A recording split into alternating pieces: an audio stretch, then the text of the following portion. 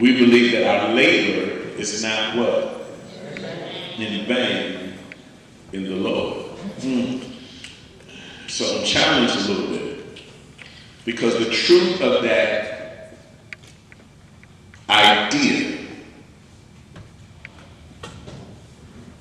at times works contrary to your experience. I'm going to preach by myself today. Your experience says,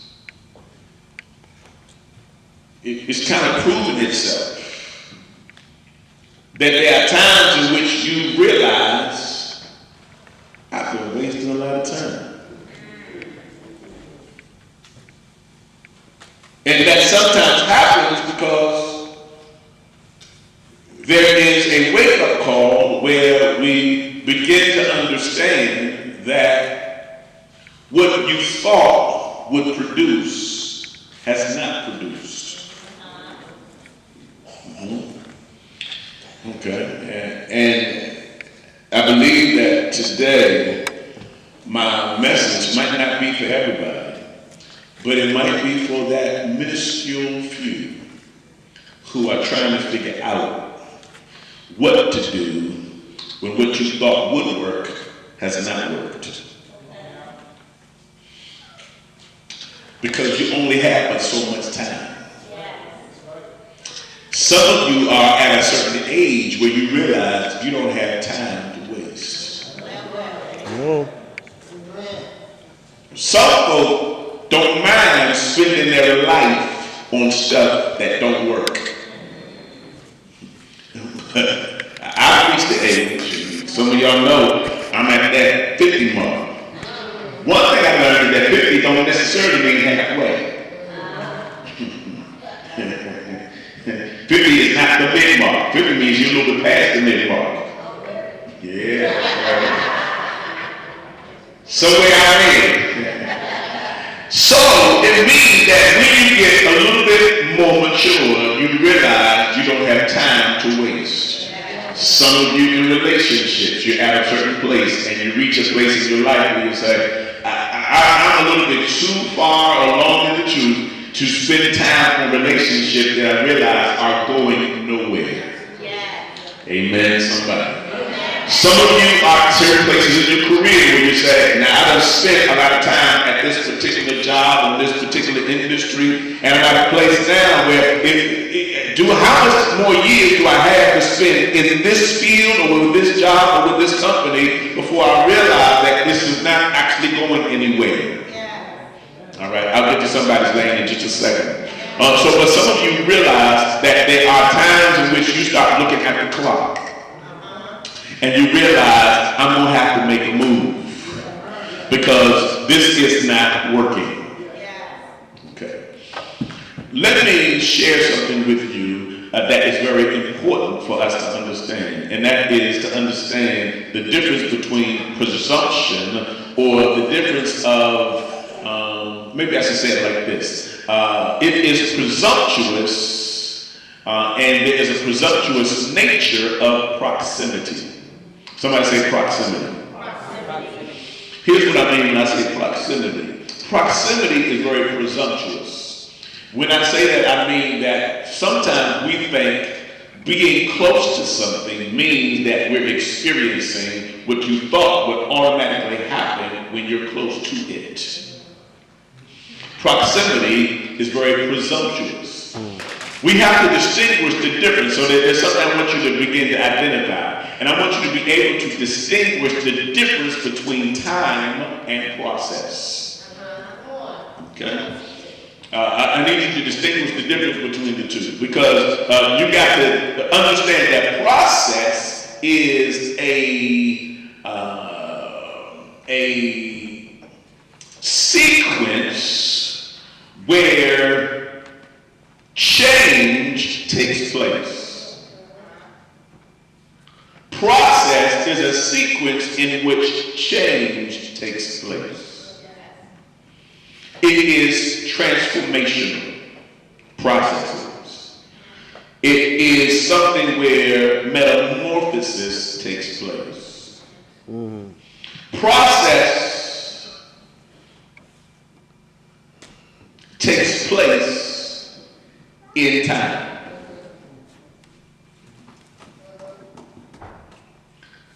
Process is the means of transformation, and it takes place in time.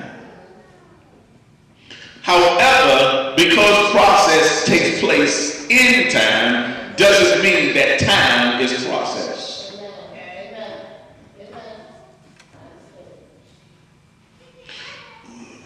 The presumptuous nature of proximity said that sometimes it is easy for us, because time is associated with process, for us to believe that time is process.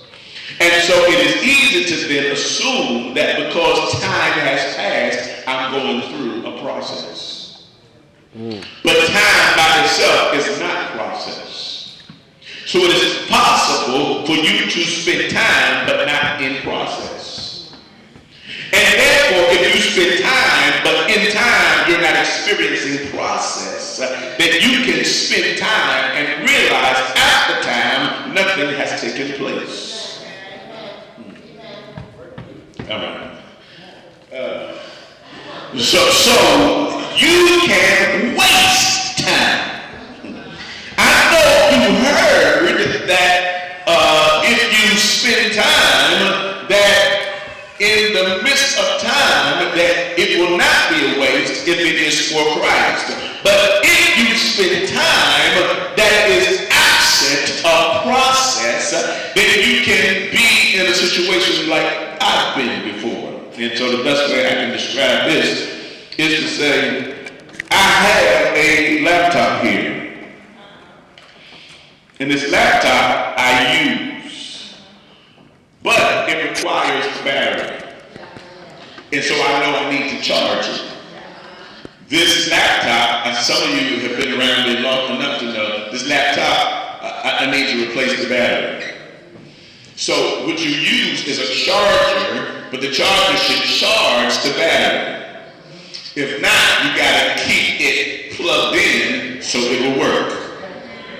So there have been times in which I have plugged the computer, I have attached this to the computer. And there have been times in which I had everything connected and I let it do what it's supposed to do. But there have been times where what I thought was taking place, I go to my laptop because I need it now. And now that I need it, I turn it on. But when I turn it on, it means that I assume that it was charging. But it is possible that I even kept it on for a time. I need you to get this. Okay? I need you to get this. I kept it on for a what? Time. And because I wanted it to be charged well, I kept it on there for a long time. Kept it on for a long time, knew that it was going to be straight. Only to now try to use it and see something pop up, say, it's about to die. And I'm trying to figure out, how is it going to die when I had it connected to the charge? But I assumed that proximity brought about process. But I didn't know that it wasn't happening because I assumed time equates to process. But I realized that everything that is in time is not experiencing transformation. Lord have mercy today.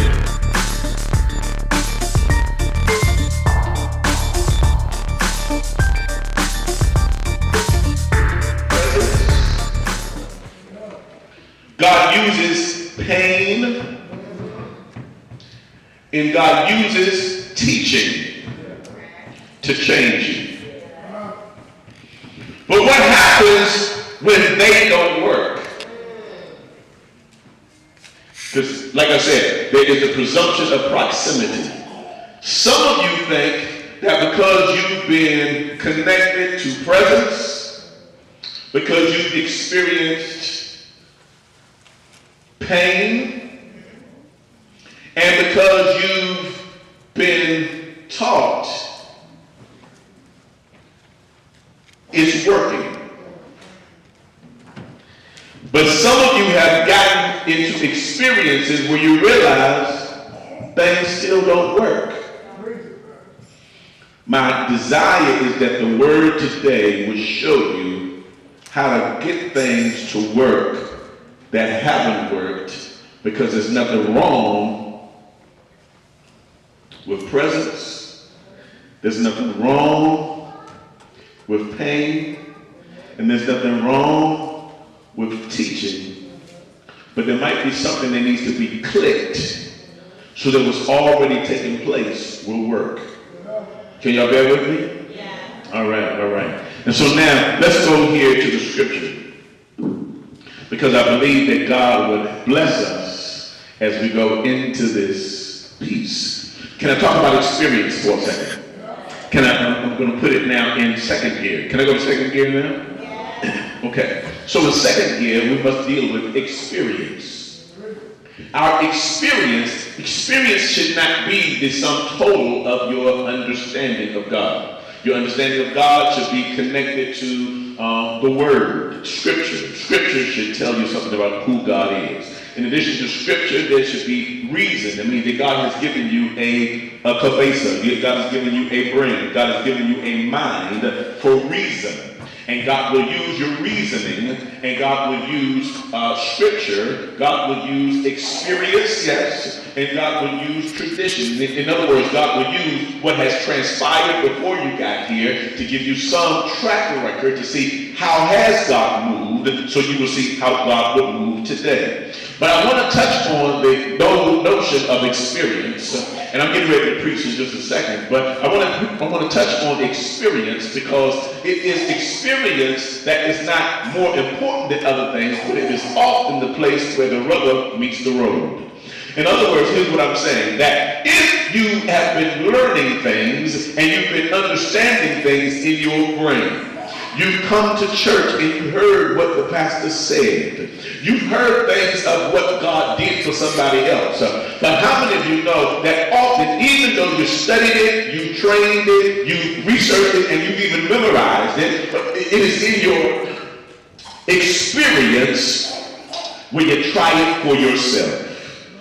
It is in your experience where you say, this is what Grandma and them said that God can do. And this is what I heard in the Word when I read it for myself of what God would be. But now I am pressing to see that as I apply it to my own life, what will be my experience? Amen, somebody.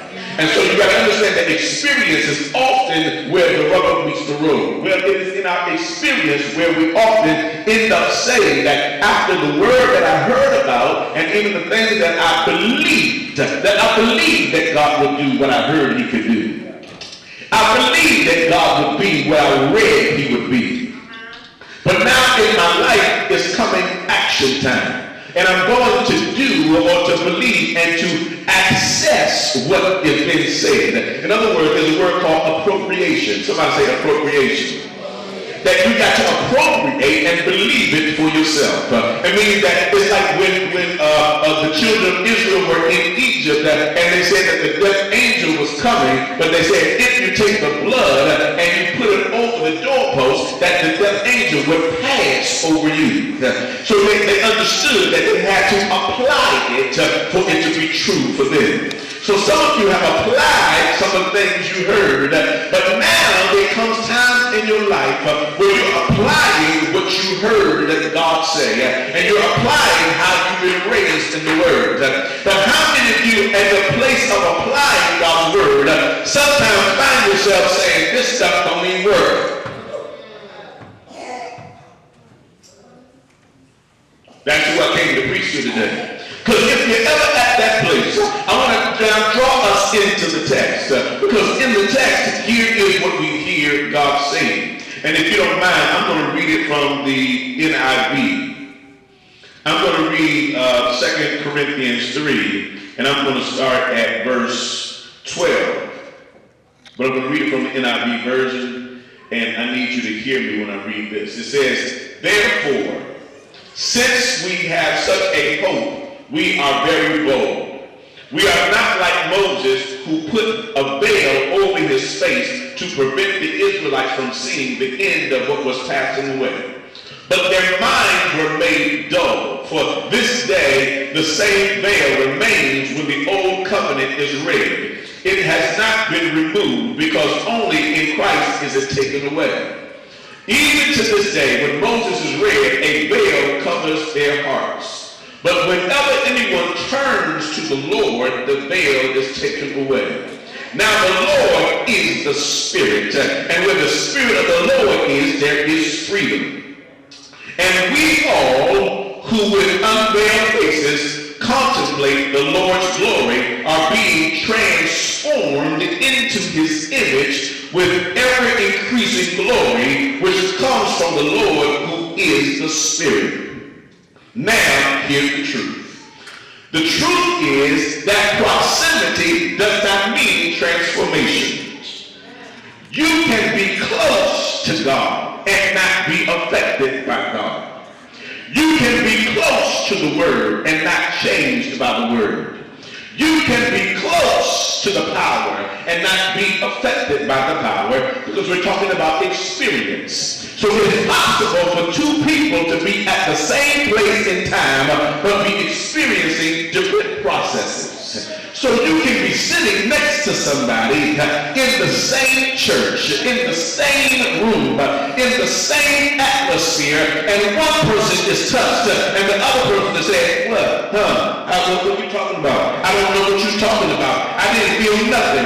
What are you feeling something and I don't feel a thing? Because we're at the same place in time, but we're experiencing a different process. I'm here to let you know that time and process are not the same thing. That's why you can be sitting in the same place but have a different experience than the person who's sitting next to you. Because I want to preach to you today and help you to understand that in order for you to experience God, it's not because of proximity. It's not